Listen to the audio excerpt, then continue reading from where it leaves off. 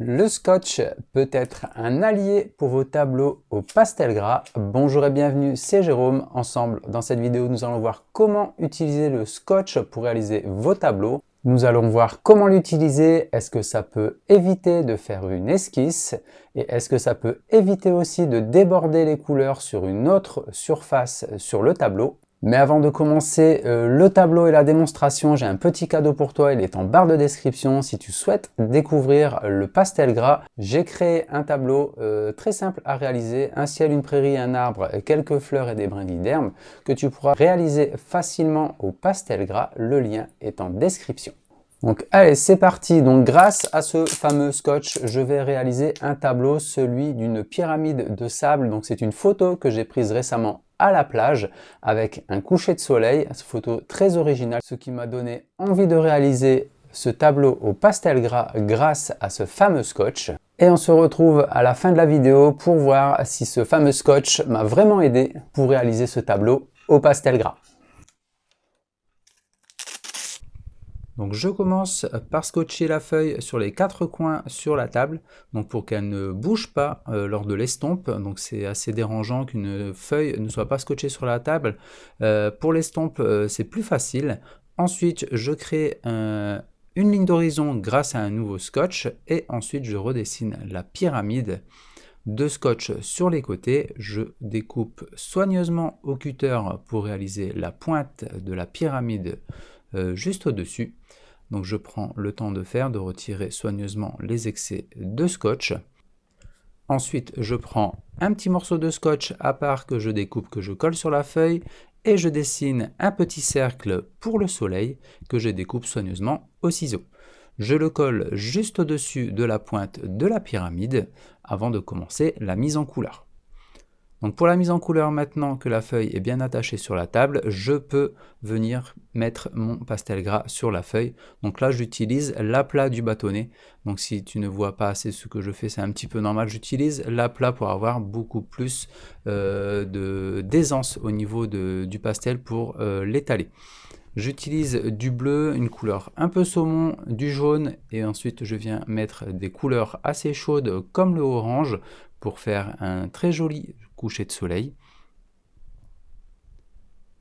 Donc je vais mettre une petite couleur mauve foncé sur le bas de l'horizon. Ensuite, une fois que mes couleurs sont placées, je passe à l'estompe et on peut constater que grâce au scotch mis sur les côtés, la feuille ne bouge pas et l'estompe s'effectue assez facilement. Donc il suffit juste d'appuyer un petit peu avec les doigts pour que l'estompe se fait. Donc je rajoute un petit peu de pigment s'il faut pour que ça rende encore plus simple l'estompe du pastel. Donc je commence à faire un fondu entre la couleur saumon et le bleu pour avoir un rendu de coucher de soleil assez agréable à l'œil à regarder. J'estompe ensuite les couleurs orangées et jaunes autour du soleil et là on peut s'apercevoir que le rond en scotch que j'ai réalisé pour le soleil ne me dérange pas, je peux passer par-dessus.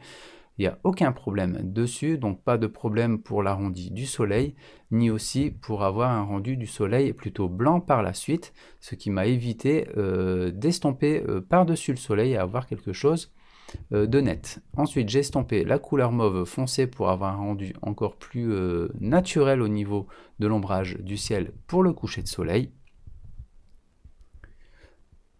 Une fois mon ciel réalisé, je réalise quelques nuages avec une couleur un peu plus claire au niveau des jaunes. Donc je choisis un jaune citron, mais ensuite je vais passer à une couleur beaucoup plus claire pour réaliser les effets de lumière des nuages provenant du soleil. Encore une fois, là, le scotch m'aide vraiment à passer au-dessus pour ne pas salir le soleil, encore une fois. Donc j'utilise ce bâtonnet pour réaliser des petits effets de nuages. Une fois le ciel et les nuages réalisés, je retire délicatement avec un cutter le scotch et on peut s'apercevoir que j'ai un rond presque parfait. Grâce à ce scotch, un rond blanc qui imite bien le soleil. Il ne me reste plus que de mon côté à réaliser la couleur intérieure de ce soleil. Donc j'ai mis un petit peu de blanc, un petit peu de jaune citron pour imiter un petit peu la lumière jaune du soleil. Donc ensuite, je suis venu descotcher la partie haute de la pyramide. Donc là, je me suis aperçu que je devais descotcher un petit peu les éléments de la pyramide pour que je puisse retirer le scotch d'horizon. Ça ne m'a pas trop dérangé, le scotch en bas a bien tenu. Donc il me suffisait juste de décoller les deux parties, de redécouper au cutter très facilement les deux côtés pour obtenir les deux côtés de la pyramide. Donc une fois que j'ai collé mon scotch, cette fois-ci à l'envers sur le ciel, je peux réaliser la mer. Donc la mer, j'ai réalisé avec des couleurs de bâtonnet plutôt claires au niveau du bleu, mais aussi pour les vagues, un effet plutôt sombre avec du bleu foncé. J'ai profité que mon doigt était encore un peu sali du jaune précédemment utilisé dans le sel pour réaliser un mélange entre le bleu et le jaune. Du coup, j'obtiens un petit reflet jaunâtre dans l'eau qui fait un petit peu effet miroir du ciel sur les vagues. Donc je continue tout en descendant le long de mon papier. Donc on voit bien l'efficacité du scotch sur les côtés de la pyramide, donc ça ne m'a pas dérangé. Donc là je peux estomper vraiment très facilement sans me soucier du milieu de la pyramide. Donc là je peux passer sur le scotch, il n'y a aucun problème dessus. Donc je continue à faire mes petits effets de vagues, un petit détail en bleu foncé, et ensuite je peux continuer très facilement et sans danger, on va dire, hein, sur le milieu de la feuille, grâce au scotch. Donc là, je donne un petit peu plus de reflets jaunâtres et orangés du fait que le ciel est assez de couleur chaude pour le coucher de soleil. Donc toujours des petits effets de vagues avec la couleur bleu foncé.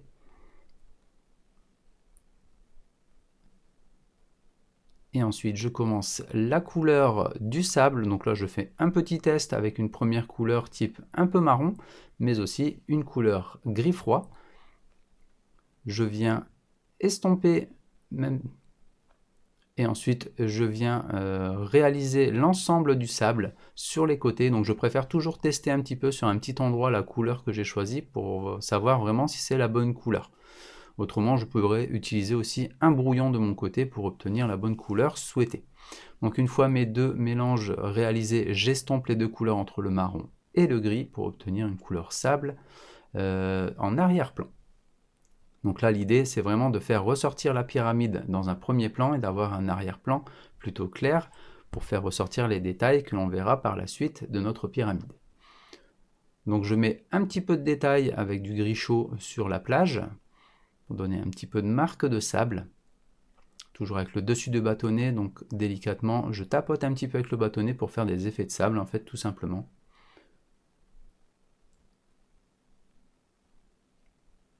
Donc c'est quelque chose assez simple à réaliser au pastel gras. La superposition de couleurs, c'est vraiment idéal avec ce type de médium. Donc ensuite, je resélectionne une couleur marron. Donc là, je fais un petit peu la même chose. Et ensuite, je viens sélectionner des teintes un peu plus foncées dans les marrons foncés pour donner un petit peu plus de détails à notre arrière-plan de sable, mais aussi un effet de lumière avec une couleur claire. Donc ça aide vraiment à donner, à rajouter un petit peu plus de lumière et de reflets sur notre sable en arrière-plan. Donc une fois mon arrière-plan réalisé, je peux descotcher les deux parties de mon triangle de la pyramide. Et là, qu'est-ce que l'on constate? C'est que la pyramide est bien droite. Et je retire le dessus aussi également de notre ciel. On peut s'apercevoir que l'horizon est propre et bien réalisé. Donc je finis un petit peu l'arrière-plan avec du gris froid pour l'horizon. Et ensuite, je peux facilement peindre l'intérieur de notre pyramide. Donc à cette étape-là, je commence simplement à peindre au bâtonnet avec un bâtonnet marron foncé de couleur sombre pour la couleur du sable, pour faire ressortir au maximum notre pyramide. Une fois que j'ai fait les contours au bâtonnet avant l'estompe, je vais rajouter du scotch sur les côtés pour ne pas dépasser lors de l'estompe. Donc là, le scotch ici va encore m'aider une nouvelle fois à ne pas dépasser sur les côtés et ne pas salir mon tableau sur les extérieurs de la plage ou même du ciel. Donc en mettant le scotch comme ça, je n'appuie pas fort sur le scotch pour que ça ne colle pas fort sur la feuille et pour que ça ne retire pas non plus le pastel. Donc le scotch utilisé, j'ai oublié de le dire, de le préciser, c'est simplement du scotch à placo. Donc c'est un scotch qui ne scotche pas énormément sur une feuille et ça allait vite de l'arracher, tout simplement. Donc l'intérieur de la pyramide, je le fais avec deux différents marrons, marron foncé et un marron clair. Une fois les deux couleurs étalé sur le papier, j'estompe l'ensemble pour retirer les petites traces et les petits effets de blanc de la feuille que l'on voit encore, qui sont encore présentes. Et ensuite, je commence à réaliser des petits détails sur le bas de la pyramide et je remonte légèrement pour donner ce petit effet de grain de sable que l'on trouve sur la pyramide pour montrer bien l'effet de texture du sable sur notre pyramide. Donc là ici avec un marron foncé et ensuite un marron clair.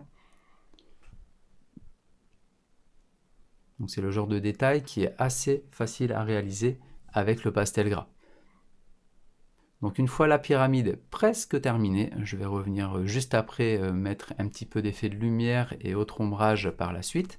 Je réalise le reste du sable, donc même chose et même technique que précédemment.